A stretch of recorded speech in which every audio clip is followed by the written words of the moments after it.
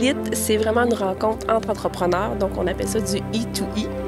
Donc, c'est des entrepreneurs d'expérience actifs dans la communauté qui viennent partager leur expérience, leurs outils, leurs bons coups, les difficultés qu'ils ont eues à travers leur expérience, leurs années.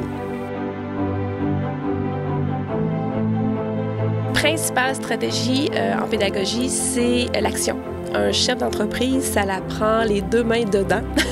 Donc, c'est quand on les met dans l'action qu'on voit leurs habitudes, qu'on voit leurs réflexes, qu'on voit les angles morts qu'ils ont.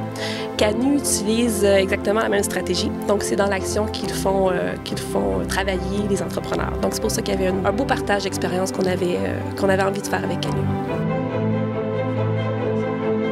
Elle me rejoint beaucoup, cette approche-là, parce que c'est une approche qui est pas américaine, je dirais, qui n'est pas européenne non plus, mais qui est québécoise, qui ressemble beaucoup au Québec. On est un peuple qui est, oui, proche des Américains, mais on est beaucoup plus latino, donc beaucoup plus émotif. Donc, on est plus près du cœur. Et je trouve que la journée d'aujourd'hui, elle permet justement aux leaders d'habiter complètement son cœur et de mettre sa tête au service de son cœur et non pas l'inverse. Et ça, je trouve que c'est très, très puissant pour justement pratiquer le leadership. L'approche que j'apprécie beaucoup chez Canu, qui fait la grosse différence, c'est le mariage de l'action et du coaching.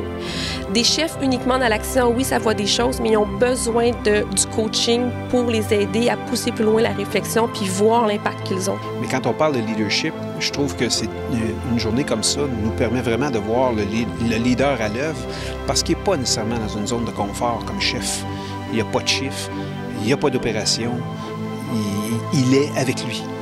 Alors, ça démontre très bien comment il peut être dans son entreprise lorsqu'il est capable d'être bien avec lui, peu importe la situation.